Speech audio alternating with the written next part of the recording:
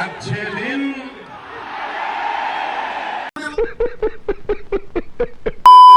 क्या लोकतंत्र में कोई प्रधानमंत्री ये कह सकता है कि युद्ध के संकट में सरकार अपने नागरिकों की रक्षा करने में असमर्थ है?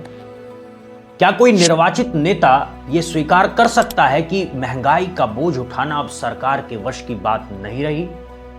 और क्या कोई प्रधानमंत्री खुले मन से ये कह सकता है कि ईरान में युद्ध चल रहा है, इसीलिए खाने का तेल बंद करो, पेट्रोल डीजल का उपयोग छोड़ दो, 1 साल तक सोना मत खरीदो, विदेश यात्रा बंद करो, और इन सब में सरकार की कोई जिम्मेदारी नहीं? ये सब इसलिए करो क्योंकि यही देशभक्ति है। हमें याद रखना है, देश के लिए मरना ही सिर्फ देशभक्ति नहीं होती है। देश के लिए जीना और देश के प्रति अपने कर्तव्यों को निभाना, वो भी देशभक्ति होती है। ये कोई काल्पनिक परिदृश्य नहीं है दोस्तों, ये भारत के वर्तमान प्रधानमंत्री नरेंद्र मोदी के वे शब्द हैं जो उन्होंने हाल ही में देश की जनता को संबोधित करते हुए कहे। और इन शब्दों ने एक बहुत बड़ा सवाल खड़ा कर दिया है, क्या ये नेतृत्व है या जिम्मेदारी से पलायन है?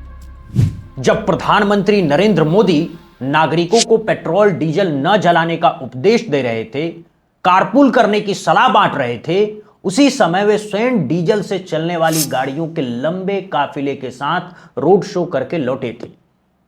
यह कोई एक बार की बात नहीं थी, यह एक पैटर्न है। बिना रोड शो के भी भाषण दिया जा सकता था। जब देश पर इतना बड़ा संकट हो कि नागरिकों को तेल छोड़कर देशभक्ति साबित करनी पड़े, तब प्रधानमंत्री स्वयं रोड शो नहीं छोड़ पा रहे। जनता को तेल संकट का हवाला देकर घर से काम करने की नसीहत दी जा रही, लेकिन करोड़ों रुपए खर्च करके तैयार किए गए भव्य मंचों पर जाकर भाषण देना ही नहीं रुका। ये भाषण तो प्रधानमंत्री आवास से भी दिया जा सकता था, एक वीडियो कॉन्फ्रेंस से भी यह संवाद हो सकता था, लेकिन नहीं हुआ क्योंकि असली मकसद कुछ और था। यह आज की ठोस वास्तविकता है दोस्तों। सोमनाथ मंदिर के कार्यक्रम में प्रधानमंत्री का पूरा काफिला मौजूद था। हवाई जहाज से गुजरात गए, ईंधन लगा। फिर दर्जनों वाहनों के साथ रोड शो किया, ईंधन लगा। और इतना ही नहीं, पेट्रोल डीजल पर ज्ञान देने के बीच सोमनाथ में रोड शो के बाद वायुसेना के लड़ाकू विमानों का भव्य प्रदर्शन भी किया गया। क्या वे विमान पानी से उड़ रहे थे? ये विरोधाभास केवल आज का नहीं। याद कीजिए, युद्ध तो बंगाल चुनाव के दौरान भी जारी था। 70 से अधिक दिन बीत चुके थे। यदि संकट उस समय भी इतना ही गंभीर था तो चुनावी रैलियों में ईंधन पानी की तरह क्यों बहाया जा रहा था? उन रैलियों को क्यों नहीं रोका गया? उन भव्य आयोजनों पर खर्च होने वाले करोड़ों रुपए को राष्ट्रीय संकट के नाम पर क्यों नहीं बचाया? इन सवालों का कोई जवाब नहीं, और शायद आएगा भी नहीं दोस्तों। पेट्रोल डीजल इतना ज्यादा महंगा हो गया है, पहले से कई गुना ज्यादा कीमतें बढ़ गई है, तो हम सबका दायित्व है कि पेट्रोल डीजल की खरीद पर जो विदेशी मुद्रा खर्च होती है, पेट्रोल डीजल बचाकर हमें वो मुद्रा भी बचानी है। इसके लिए हमारे छोटे छोटे प्रयास भी देश की बहुत मदद कर सकते हैं। दरअसल इस पूरे प्रवचन के पीछे एक सुनियोजित राजनीतिक रणनीति है। प्रधानमंत्री ये आधार तैयार कर रहे हैं ताकि महंगाई की जिम्मेदारी किसी भी हाल में सरकार पर ना आए, ताकि लोग युद्ध को ही अपनी सभी तकलीफों की एकमात्र जड़ माने, ताकि जनता चुप रहे और सवाल न करे। सरकार बंगाल चुनाव की वजह से पेट्रोल डीजल के दाम नहीं बढ़ा रही थी। तेल कंपनियां भारी घाटे में थी। अब चुनाव समाप्त हो चुके हैं, अब दाम बढ़ाने की पूरी तैयारी, और उससे पहले जनता के मन में यह बात गहराई से बैठाई जा रही है कि यह सब मोदी सरकार के नियंत्रण में नहीं था, यह तो युद्ध की अपरिहार्य देन है। यह राजनीतिक प्रबंधन है, न कि राष्ट्रीय नेतृत्व। दोस्तों, इतिहास की बात करें तो आज से 61 साल पहले भारत के एक प्रधानमंत्री ने युद्ध के कारण ही देशवासियों को एक वक्त का भोजन छोड़ने की अपील की थी। अगर तलवार की नोक पर या एटम बॉम्ब के डर से कोई हमारे देश को झुकाना चाहे, दबाना चाहे, ये देश हमारा दबने वाला नहीं। तो एक सरकार के नाते हमारा क्या जवाब हो सकता है सिवाय इसके कि हम हथियारों का जवाब हथियारों से दें। और जनता ने वो अपील पूरे मन से मानी भी थी। उसी संकट की घड़ी में जय जवान जय किसान का वो ऐतिहासिक नारा जन्मा था जो आज भी हमारे दिलों में गूंजता है। अब मोदी ने उसी इतिहास का नया संस्करण प्रस्तुत करने की कोशिश की है, लेकिन वे एक बुनियादी अंतर भूल गए। हर परिवार अगर खाने के तेल में खाने का तेल का जो उपयोग करता है, अगर वो कुछ कमी करे, मैंने बार बार कहा है 10% कम करो। अगर हम तेल खाना कम करें ना, तो भी वो देशभक्ति का बहुत बड़ा काम है। तब भारत 200 वर्षों की दास्ता की जंजीरें तोड़कर आजाद हुआ था। संसाधनों की भारी अभाव था। खाद्य पदार्थ के लिए विदेशों पर निर्भरता थी। लाल बहादुर शास्त्री भारत के दूसरे प्रधानमंत्री थे, एक ऐसा नेता जिन्होंने जब देश से त्याग मांगा तो सबसे पहले वो त्याग स्वयं का किया। उन्होंने सोमवार का व्रत रखा, अपने आहार में कटौती की और जनता के सामने एक जीवंत उदाहरण प्रस्तुत किया। आज हम विश्व गुरु होने का दावा करते हैं दोस्तों, दुनिया की 5वीं सबसे बड़ी अर्थव्यवस्था होने का दावा करते हैं, और उसी दावे के साथ जनता को कह रहे हैं खाने का तेल 10% कम करो। यही देशभक्ति। जो नेता कभी ठेले पर पकोड़े बेचने को सम्मानजनक रोजगार बताते थे, उन्होंने अब खाने का तेल कम उपयोग करने की अपील कर दी। हर परिवार यदि खाने के तेल का उपयोग 10% कम करे तो यह भी देशभक्ति का बहुत बड़ा काम है। अब एक और अत्यंत महत्वपूर्ण तथ्य पर ध्यान दीजिए। पिछले 12 वर्षों से यह सरकार विश्व गुरु का नारा लगाती रही। हर अंतर्राष्ट्रीय मंच पर भारत की शक्ति का प्रदर्शन किया गया, और आज उसी सरकार को देश की जनता से यह कहना पड़ा, तेल कम खाओ, तेल कम जलाओ, सोना मत खरीदो, विदेश मत जाओ, घर से काम करो। इतनी बड़ी बड़ी उपलब्धियों के दावों के बाद यह सरकार ठीक वही आकर खड़ी हो गई है जहां देश 61 साल पहले था, जहां 1965 में लाल बहादुर शास्त्री की सरकार खड़ी थी। फर्क सिर्फ इतना है कि शास्त्री जी के पास संसाधन नहीं थे, लेकिन नैतिक साहस था। आज संसाधन है लेकिन जवाबदेही नहीं। अब बात करते हैं उस विरोधाभास की जो सबसे अधिक चौंकाने वाला है। प्रधानमंत्री ने मध्यम वर्ग से देशभक्ति साबित करने के लिए विदेश यात्राओं में पैसा न खर्च करने की अपील की।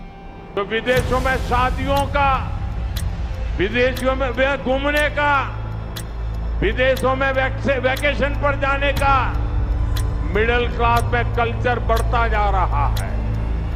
हमें तय करना होगा कि जब ये संकट का काल है और हमारी देशभक्ति हमें ललकार रही है, तो कम से कम 1 साल के लिए हमें विदेशों में जाने की बातों को टालना चाहिए। और उसके कुछ ही दिनों बाद मई की 15 तारीख से प्रधानमंत्री मोदी स्वयं यूरोप के ठंडे और सुंदर देशों की विदेश यात्रा पर रवाना होंगे। नॉर्वे जाएंगे, स्वीडन जाएंगे, नीदरलैंड जाएंगे, इटली जाएंगे, कुछ रिपोर्ट्स के अनुसार वेटिकन सिटी भी जा सकते हैं। दोस्तों, ये विदेश दौरा 1 महीने पहले भी संभव था, लेकिन तब बंगाल चुनाव थे। अब चुनाव समाप्त हो गए हैं तो विदेश यात्रा का समय आ गया, और जनता के लिए संदेश, देशभक्ति के नाम पर विदेश मत जाओ। एक नियम जनता के लिए, दूसरा नियम प्रधानमंत्री के लिए, और सोने की बात पर वापस आओ। प्रधानमंत्री ने यह भी कहा कि यदि देशभक्ति साबित करनी है तो घर में बेटे बेटी की शादी में भी सोना मत खरीदो। साल भर तक घर में कोई भी फंक्शन हो, कोई भी कार्यक्रम हो, हम सोने के गहने नहीं खरीदेंगे, सोना नहीं खरीदेंगे। यानी पीढ़ियों की परंपरा, परिवार की भावनाएं, बेटी के हाथ की चूड़ियां, ये सब भी अब राष्ट्रीय संकट का हिस्सा बन गई। बंगाल चुनाव से पहले तक भाजपा की यही घोषणा थी कि देश में किसी भी चीज की कोई कमी नहीं है। चुनाव खत्म होते ही प्रधानमंत्री ने स्वीकार कर लिया कि पेट्रोल डीजल के दाम आसमान छू रहे हैं। भाई, संकट गहराता जा रहा है और सरकार ये बोझ अकेले नहीं उठा सकती। हमारे पड़ोस में ही इतना बड़ा युद्ध चल रहा है, इसका असर पूरी दुनिया पर पड़ा है और भारत पर तो और भी गंभीर असर हुआ है। साथियों, भारत के पास बड़े बड़े तेल के कुएं नहीं है। हमें अपनी जरूरत का पेट्रोल, डीजल, गैस, ये सब बहुत बड़ी मात्रा में दुनिया के दूसरे देशों से, बाहर से मंगाना पड़ता है। युद्ध की वजह से पूरी दुनिया में पेट्रोल, डीजल, गैस और फर्टिलाइजर के दाम बहुत अधिक बढ़ चुके हैं, आसमान को भी पार कर गए हैं। अड़ोस पड़ोस में देशों में क्या हाल है वो तो अखबारों में आता है। भारत सरकार इस युद्ध के पिछले 2 महीनों से देशवासियों को इस संकट से बचाने के लिए लगातार प्रयास कर रही है। नागरिकों पर बोझ न पड़े, इसके लिए सरकार सारा बोझ सरकार खुद अपने कंधे पर उठा रही है। लेकिन साथियों, जब सप्लाई चेन पर संकट लगातार बना रहे तो हम कितने भी उपाय कर लें, मुश्किलें बढ़ती ही जाती है। तो पहले झूठा आश्वासन और फिर हकीकत का बोझ जनता पर डाल दिया। यह कौन सी शासन व्यवस्था है? लेकिन सबसे जरूरी बात यह है कि प्रधानमंत्री सवालों को देशभक्ति के बोझ तले दबाना चाहते हैं। हर असुविधाजनक प्रश्न को देशभक्ति के आवरण में लपेट दिया जाता है। लेकिन कुछ ऐसे ठोस सवाल हैं जिनका जवाब देना सरकार की संवैधानिक जिम्मेदारी है। पहला, रूस से भारत कितना तेल खरीद पा रहा है और उस खरीद में क्या बाधाएं हैं? दूसरा, तेल संकट के बावजूद भारत कितने देशों को पेट्रोलियम उत्पाद निर्यात कर रहा है? तीसरा, ईरान भारत का दशकों पुराना ऊर्जा साझेदार रहा है। हॉर्मुज संकट के दौरान कितने भारतीय तेल टैंकर ईरान से सुरक्षित रवाना हो सके? चौथा, भाजपा सरकार ट्रंप प्रशासन के साथ घनिष्ठ संबंध रखती है, तो यह बताया जाए कि भारत तक तेल आपूर्ति सुनिश्चित करने के लिए अमेरिकी प्रतिबंधों से कितने जहाजों को मुक्त कराया गया? और पांचवा, अमेरिकी और ईरान के बीच सामान्य संबंध बहाल कराने में, क्षेत्र में शांति स्थापित करने में भारत की कूटनीतिक भूमिका क्या रही? ये प्रश्न किसी विपक्षी दल के नहीं हैं, ये भारत के 140 करोड़ नागरिकों के प्रश्न हैं। लेकिन इन सवालों के जवाब नहीं मिलते। जवाबों की जगह सलाह मिलती है।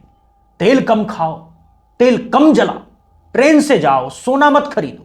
तो विश्व गुरु का नया भारत भी 61 साल पुरानी उसी राह पर चल रहा है। फर्क सिर्फ इतना है कि तब जो मजबूरी थी, आज वही नीति बन गई है। दोस्तों, लोकतंत्र में नेता और जनता के बीच एक अनकहा समझौता होता है। जनता अपना विश्वास देती है, वोट देती है, करों के रूप में धन देती है और बदले में सरकार उनकी सुरक्षा, उनकी समृद्धि, उनके भविष्य की जिम्मेदारी उठाती है। जब कोई सरकार उस जिम्मेदारी से पीछे हटने लगे और उसे देशभक्ति के नाम पर जनता पर वापस थोपने लगे, तो यह लोकतंत्र नहीं, यह एक चतुर राजनीतिक चाल है। दोस्तों, इतिहास गवाह है कि जो सरकारें जवाबदेही से बचती हैं, जनता उन्हें माफ नहीं करती। फिलहाल इस महत्वपूर्ण विषय पर इतना ही। आपको इस पूरे मामले में क्या लगता है? क्या सरकार की ये अपील उचित है या ये जिम्मेदारी से पलायन है? अपनी राय हमें कमेंट बॉक्स में जरूर बताइएगा। यदि ये विश्लेषण आपको विचारपूर्ण और उपयोगी लगा तो इस वीडियो को अपने दोस्तों और परिवार के साथ शेयर कीजिए, क्योंकि जागरूक नागरिक ही मजबूत लोकतंत्र की नींव है। चैनल को सब्सक्राइब करना ना भूलें। जय हिंद, जय भारत।